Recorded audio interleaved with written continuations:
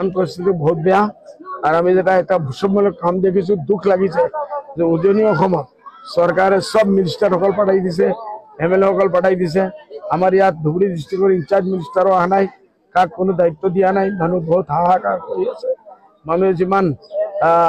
relief পাব লাগিছিল পাইছিল সেইটোও পোৱা নাই মানুহৰ বহুত দুখ আছে কষ্টত মানুহ ভুগি আছে এইটোৰ কাৰণে মই মোৰ হিচাপে যিমান আমি পাৰো মই কৈছো ভোটৰ লগত এইটো কোনো ৰিলেশ্যন নাই কেউ ভোট দিছে দিয়া নাই এইটো কোনো কথা নাই খালি বিপদগ্ৰস্ত মানুহৰ লগত আমাৰ ফ্যামিলি 42 বছৰ পৰা সদায় থাকে আমি কাম কৰি আছো যেতিয়ালৈকে মই কোনো এমএলএ বনা নাই আমি আমাৰ জমিয়তৰ লাইনে হোক যে লাইনে হোক আমি কাম কৰি আছো আজমল ফ্যামিলি কাম কৰি আছে আৰ সেইটোই লৈ মই আহিছো 10 দিনীয়া প্ৰগ্ৰাম আমি কাম কৰি আছো আৰ একদম মানকাচৰলৈকে আমি যাম আৰ এই ফ্লাড ডিস্ট্ৰিবিউশনৰ কামটো আমি কৰিম সৰকাৰে সম্পূৰ্ণ বৈষম্যমূলক এটা নীতি অবলম্বন কৰিছে এইটো মন লাগি আছে মই যত যাওঁ মানুহ এইটোই কয় बोले पेपर पत्रिका আমি পাও টেলিভিশনত পাও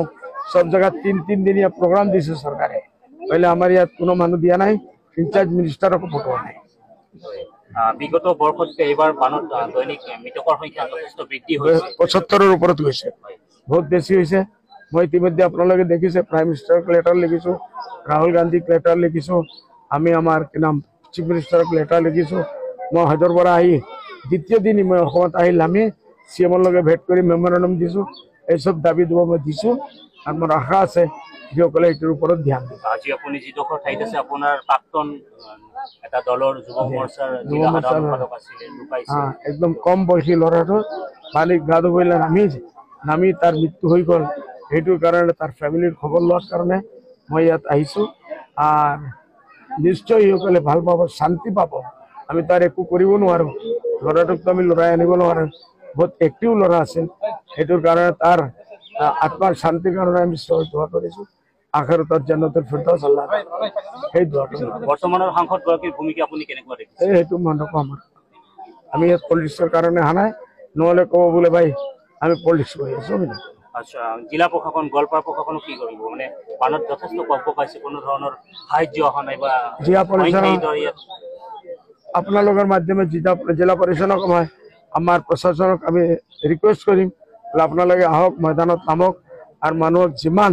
ৰিলিফ আপোনালোকে দিব লাগে যি সাহায্য কৰিব লাগে নাও দিব লাগে আৰু কি দিব লাগে সব ব্যৱস্থা আপোনালোকে কৰক ইমিডিয়েট কৰক এটু মই আপোনালোকৰ মাধ্যমে ৰিকুৱেষ্ট কৰিম থ্যাংক ইউ এসএমপি তৰফৰ পৰা 50,000 টাকা মহিলাজনীক 50,000 টাকা ঘটনা কৰিছে এই যিটো পৰিয়ালৰ দুজন ব্যক্তি মাৰা গেছে তেখেতৰ আৰ দুটা ল'ৰাৰ শিক্ষাৰ দায়িত্ব আৰু দুটা ল'ৰাৰ শিক্ষাৰ দায়িত্ব মাননীয় প্ৰাক্তন সাংসদ জনে লৈছে যে ল'ৰা দুটা ডাঙৰ বহলৈকে তেওঁলোকে যিমান দূৰে কৰিব বিচাৰে